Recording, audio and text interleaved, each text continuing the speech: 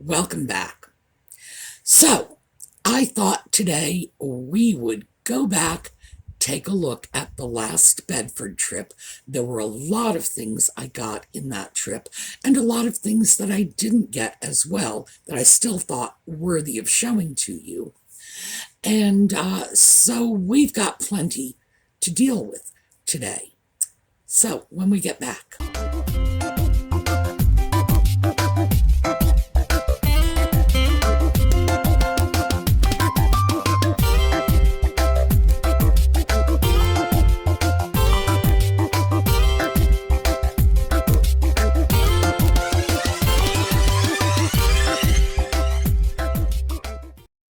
So Bedford Antiques has had a lot of changes lately. Some booths have come in, some have gone out. Last week, we took a look at a booth that I really enjoyed, Shelley's booth. She left, sadly, but somebody else will be in there. And that's just the nature of things. When you go to an antique mall, all of the booths are privately run by individual dealers. The mall simply rents out space to them. And so it's often an ever-changing landscape. This is good. If you are a buyer, it just gives you a lot of variety. You're not seeing the same dealers month after month. You're not seeing the same kinds of merchandise month after month. And if you find dealers who deal in the kinds of things you like, of course, it's always sad when those dealers leave your favorite antique mall, but somebody else is going to come in to replace them. And who knows, they may have great bargains too. So I took a look this last time at a booth that had been at Bedford before, but in a different location. So I guess this dealer just simply switched and took out another booth when it became available.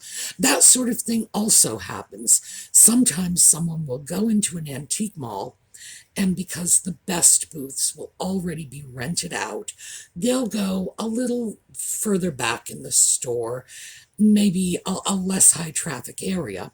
And then when a booth that is more centrally located, when that becomes available, they'll just move. So things are always switching up. And this booth had been over in a little alcove. I passed it all the time because it was right on the way to the stairs to the second floor. And they have since moved to the main area of the first floor.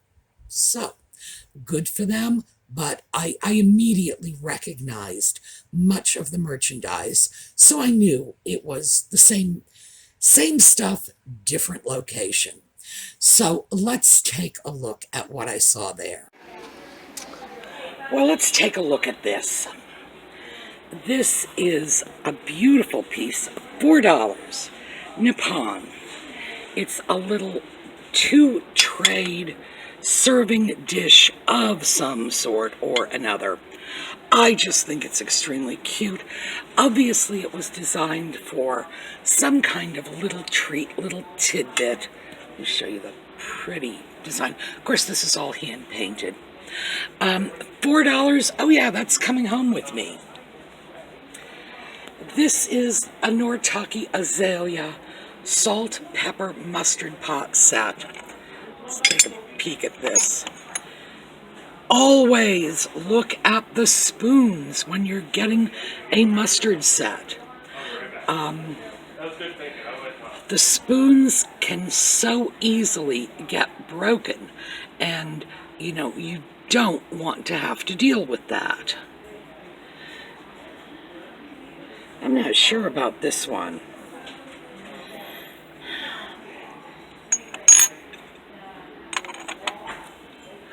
Okay, $30.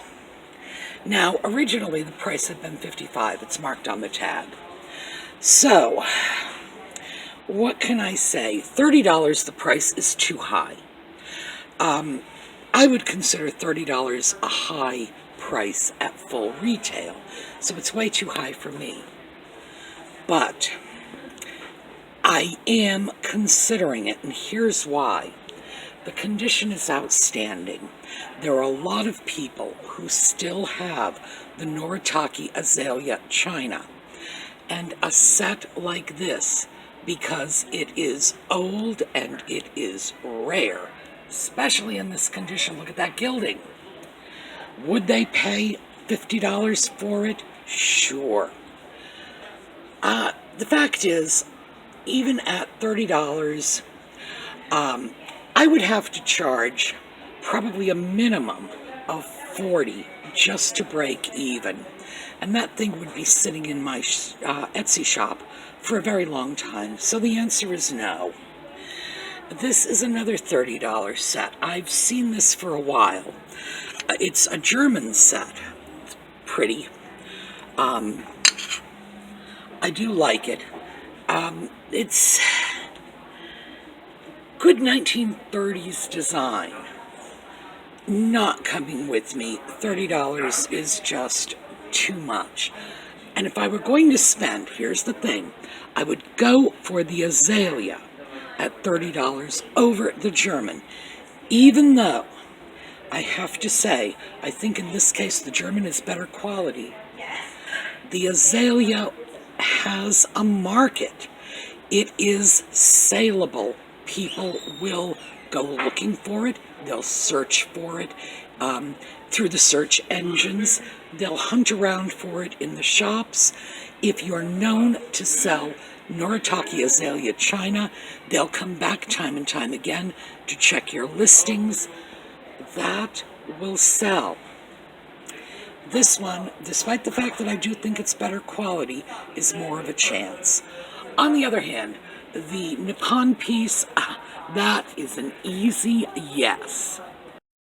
So I'm going to have to keep an eye on this booth. Now, I've gotten things from them when they were in their old location, but I always love finding little booths where I can get antique china at really good prices.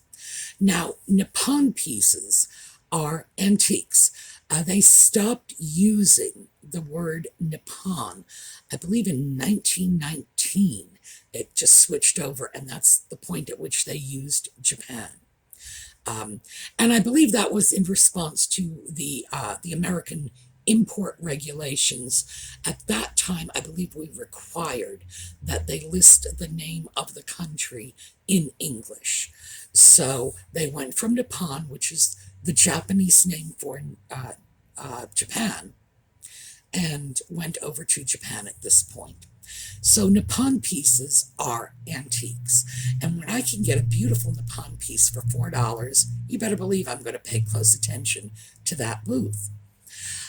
In the meantime, those salt, pepper, and mustard sets were just very nice. I'd seen them for a while, priced out of my range. $30 for the Noritake Azalea set and $30 for the German set.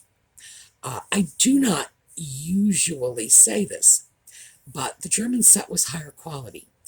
Ordinarily, when you put German or German, Czech, Austrian, Bavarian, all of that sort of Central European porcelain against Japanese porcelain from the same period, you will usually find that the quality is about the same, and very often it will favor the Japan pieces. In this case, that German set was the higher quality set. Noritake Azalea is wonderful. Not saying anything against it, but the German piece, it was just a notch above wonderful. And as I said, if I had to choose, if somebody said, here's $30, buy this for resale, absolutely it would have been the Noritake Azalea set. And the reason for that is azalea sells. It was an extremely popular pattern in China. And by the way, when I say in China, I don't mean in the country of China. I'm referring to dinner table china, the porcelain that we know as China. Very popular. People still have it. They still collect it. They still use it. And when you can find some of these great old pieces, the sort of thing that they're going to have difficulty finding if they want to add it to their collection, you got to know that in addition to the collector's market for the salt and pepper and mustard sets, you're going to have also the azalea collectors. And the broader your buyer base, the more likely you are to get a quick sell and to get a good price. The spoon, by the way, I took that out, and I wasn't sure if it had been broken and re-glued because there was a flaw in the glaze just about at the break point, and I was able to determine when I was able to put the camera down and hold it in two hands, I was able to determine that all it was a flaw in the glaze, a little extra thickness of the glaze in that spot, and it wasn't a break. So good set, good bargain, both of them, just not for resale purposes. I do also, while we're talking about the salt, pepper, mustard sets, I did want to mention that the way those sets are ordinarily combined, you will have a salt shaker, a pepper shaker, a mustard pot, and that is specifically a mustard pot. That's something we're not used to, but in Europe, mustard at breakfast, and I have no idea what they do with it. Absolutely none. I'm picturing these Europeans sticking mustard on their toast. Not a clue in the world, but it was a thing. And there are still people who have mustard with breakfast, and I don't know what they do with it. But you'll have the mustard pot. Very often it will have a spoon with it or a lid with it. Some of them do not. Some of them are just open pots. But you have to make sure, if the mustard pot has no lid, that it was designed to have no lid. In other words, it has a nice finished rim. Your fingers will tell you that. Just run your fingers across the rim. Nicely finished. No little ridge to hold a lid. And that's what you want to look for. Keep in mind, I know this is going to sound awful, but people today will put things like Marmite and Vegemite into those little pots. Now, given my choice of smearing mustard on my toast or Marmite or Vegemite, I'll take mustard any day of the week because, frankly, I am not much of a fan of Vegemite or Marmite. I know it would make me very unpopular in Australia, but just does not appeal to me. But there are also so many other things you can do with that little tiny mustard pot because it can hold jam. They're big enough to hold jam for two people. You could also put things like raw sugar in them. They have their uses and people do like them. So if you find them, they sell well. Next up, back to another booth that I go to quite often, especially over the last maybe 6 months when they have apparently fallen into a cache of Satsuma pieces. Now, we've been in here before. If you'll recall, I got a lot of very interesting little Satsuma pieces in here. Now, I'm taking 2 more home today. Obviously, they have fallen into a Satsuma collection, and from time to time, they just scoot everything out. So I have to keep coming back. New stuff will show up. 2 ashtrays, $5 a piece. Ashtrays from the mid-century usually do a very good job of selling all by themselves. Satsuma pieces, so much the better. I'm not going to have any trouble with these pieces, so $10 for the 2 of them, yes please. Now they still had Satsuma pieces there, but the bargain was those 2 ashtrays. At $5 a piece, they are Satsuma, they are ashtrays, and mid-century ashtrays sell. You would think they wouldn't, since smoking has become not just fallen out of fashion, but it's become sort of taboo. People who smoke hide the fact that they smoke, and nobody puts out ashtrays in their homes anymore. But ashtrays are popular resale items, especially if you have the right kind of ashtray. And these little Satsuma pieces, oh yeah, they're just wonderful. And I've said this before, there are a million things you can do with an ashtray. My favorite is if you take an ashtray and you have a paintbrush, and I use very small paintbrushes when I do little craft projects. You throw in, half an ounce of water into the ashtray, and it's got those little divots in the side to hold your brush. Perfect, perfect, perfect. I look at it and think, my goodness, why didn't they design ashtrays for painters?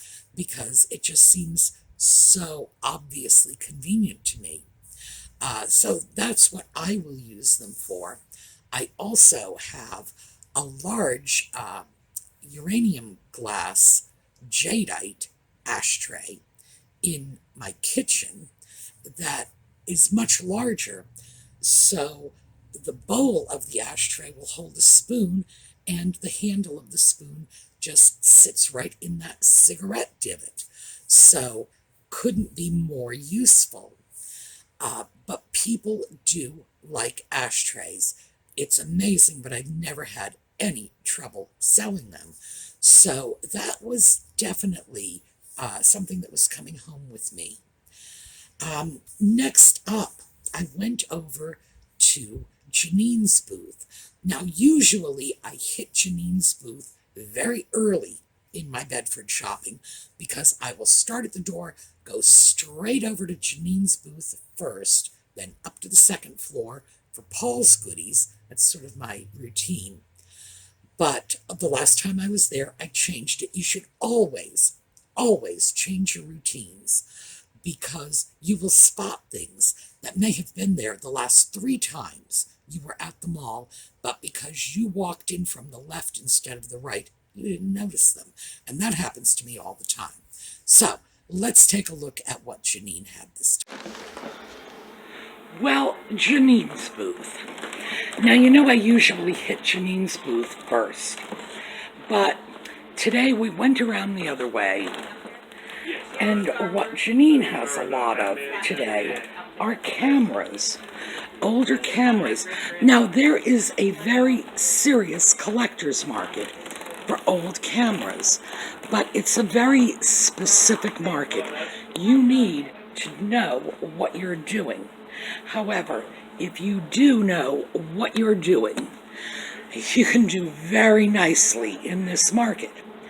Mostly because most of the people who are selling old cameras have no idea what they're selling.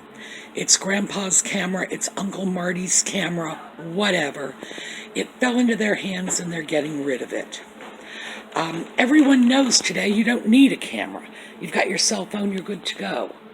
But these pieces are sought after by collectors, and if you know which ones are valuable, you can make a killing in this particular market.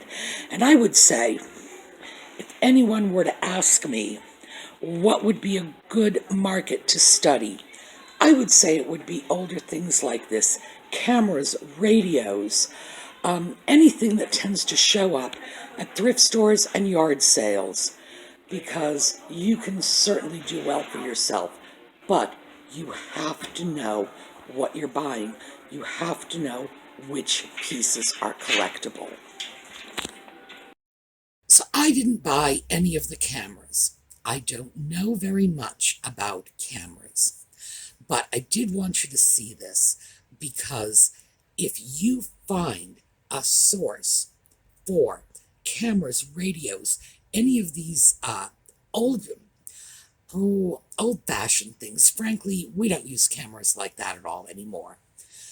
If you find them and you know something about them, the collector's market is huge. And if you know which are the rare and valuable pieces, you can do very, very well for yourself. And I thought this was a good opportunity to sort of, introduce that conversation. In general, when you go into thrift shops, antique malls, whatever, looking for pieces for resale, you're usually better off being able to explore a large variety of products. You go in, you get some glassware, you get some porcelain, you get some vintage clothing, whatever. That variety will increase your customer base because people will be coming to you for different things. It consequently increases your prospects of making sales. It insulates you against losses because, yes, you might have overpaid for those 1980s designer jeans, but hey, you'll make up for it with the good bargains you got on the porcelain. That diversification is good, it's helpful. But if there are areas that are of interest to you, you could just open up an eBay store, an Etsy shop, or even set up your own online vintage product sales site with nothing but cameras, because people collect these, and if you know what you're doing and your customers know what they're looking for, you can just absolutely make a killing at this.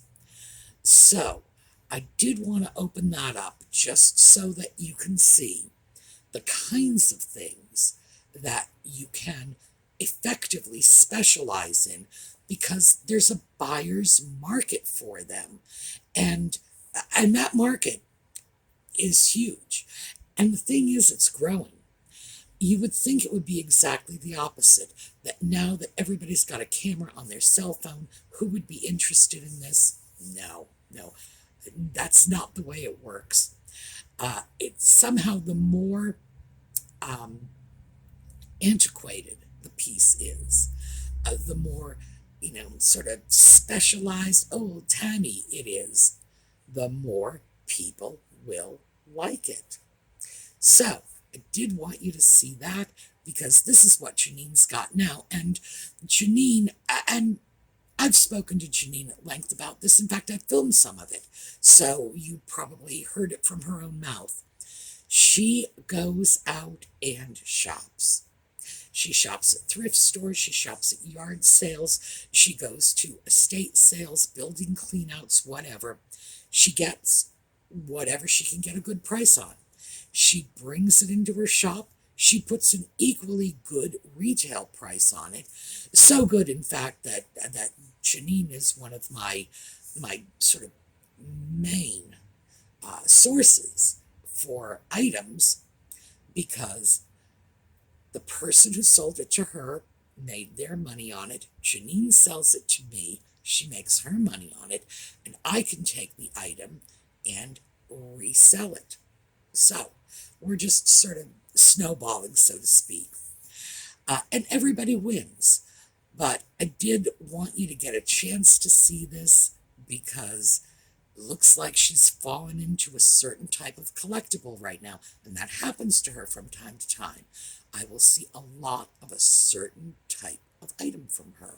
So next up in Janine's booth, and I have to apologize for this particular bit of film because the items were in a dark bookcase, and when I was filming, it actually looked a lot lighter than when I played the film back. But you're still going to be able to see what it is, so let's take a look.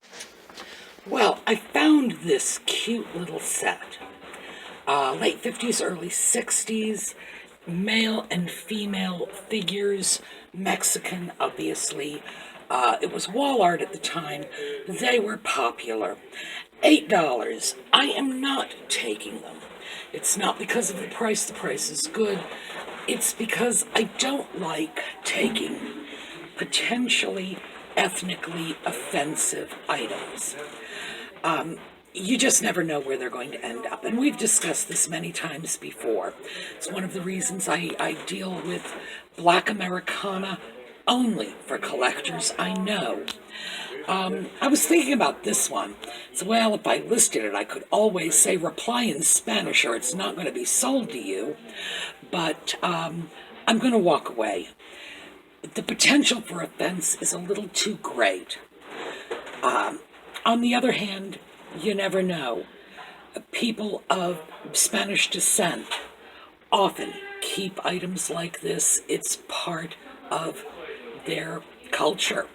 Now, mind you, these were not made in Mexico or anything like that. But the fact is, people are reclaiming items that were at one time considered offensive. That's up to them. Their choice. I'll support it if I can.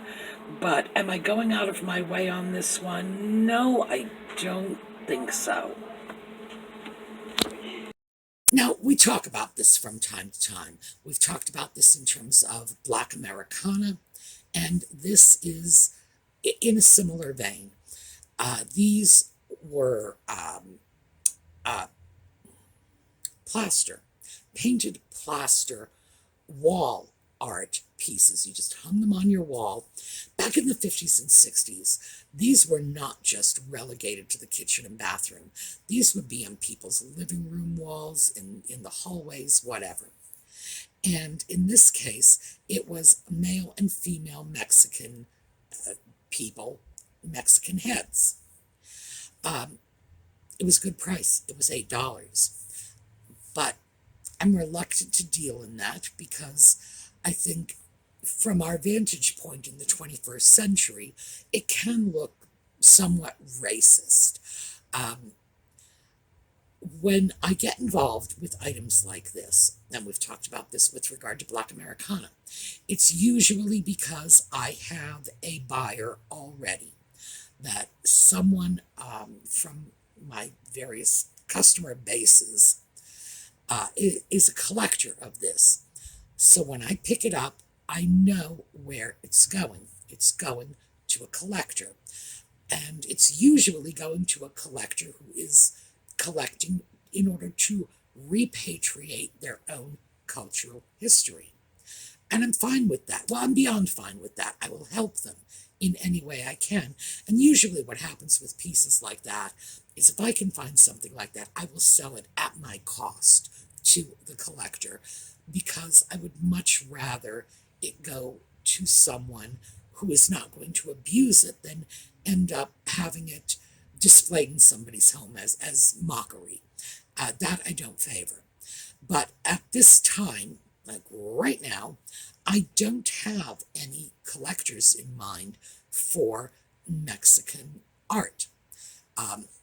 And when I say Mexican art, I have to be careful about that, because obviously Mexican art would include the art forms from Mexico, and those are always wonderfully collectible, but no one would ever consider that culturally offensive.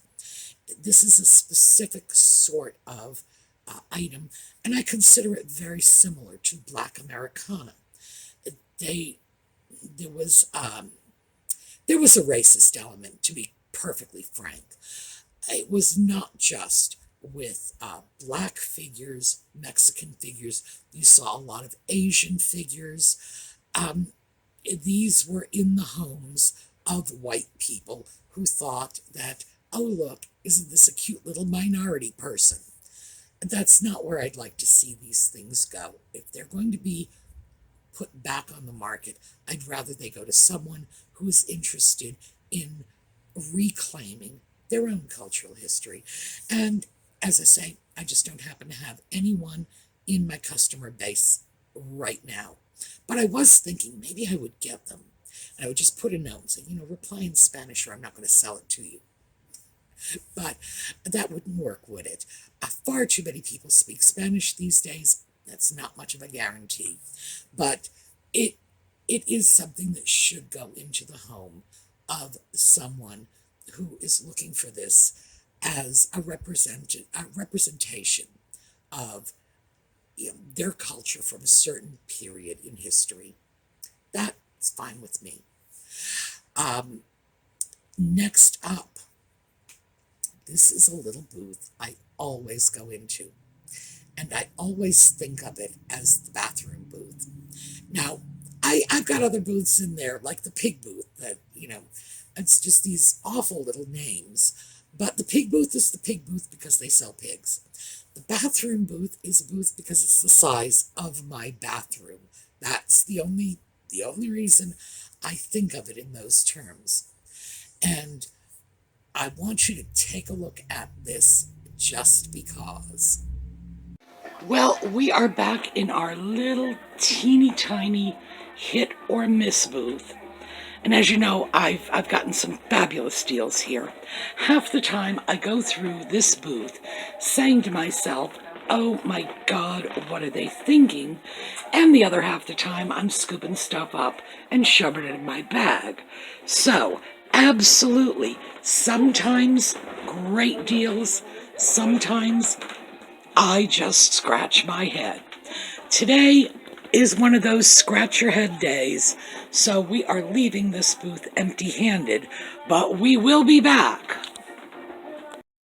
Well, nothing in the bathroom booth this trip, but I have gotten some really, really great pieces from that booth. And when I say great pieces, I'm talking about fabulous pieces, and I've paid like $1 or $2 for them. Giveaway prices. It is always hit or miss, and usually it's hit. This time there was nothing that was coming home with me, but I did want to bring that up because whenever you find a little booth like this where you get good deals, always go back and check, even if you come up dry again and again and again. Remember, at one point they had something you were interested in, and they may very well do it again, and you want to be there to get it before someone else does. All right, finally, Paul. And of course, Paul came through for me yet again. So let's take a look at what I found in one of his cubbies. This, by the way, I got a quick shot of the cubby, is a really nice old Hoosier cabinet. So let's take a look. Well, we went over to one of Paul's little cubbies up here. This is the cubby that's right there. And we hit the jackpot. So, this piece, $5, very interesting, not marked, almost certainly Japanese, heavy gilding, beautiful condition. We've got a lovely shape. Oh yes. This piece, all three of these pieces are Nippon. $2.50, hand-painted, very sweet little bowl. Going to be a lot sweeter once it's actually cleaned up, and you can see that floral pattern a little better. This one, $5. Lovely, cute little butterfly. Once again, hand-painted Nippon. And this one, $2.50. It seems to be a companion piece to our pink bowl here. So, nice, nice, nice. As always, Paul comes through for me. Well, the first dish was a very interesting, ornate, heavily gilded candy dish, not marked, very likely Japan. but it's not marked. I can't really be sure. Pieces like this came out of Europe as well, but much more frequently they would have come from Japan. So I'm saying odds are it's Japanese, but I can't be sure. The other pieces, the other three, because I got 4 bowls from him, and that was a total of $15.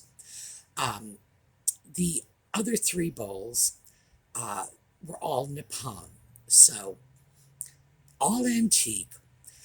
The pink and yellow roses, those were 2 bowls, the pink and yellow rose bowls, were probably a set. They may have even been part of a much larger set, but they're nice little complimentary bowls, easily used as candy dishes, $2.50 a piece. And again, they're antique. These things are over 100 years old, beautifully decorated, lovely condition. And then the other bowl, which I sort of nicknamed the Nippon Butterfly Bowl because it had a little butterfly on it. Again, beautiful condition, Nippon, over 100 years old, antique, and $5. So, how do you beat that? I mean, you really can't. But again, you go to see Paul's booth, that's what you're going to find. Deal after deal after deal, which is why I always go back to Paul.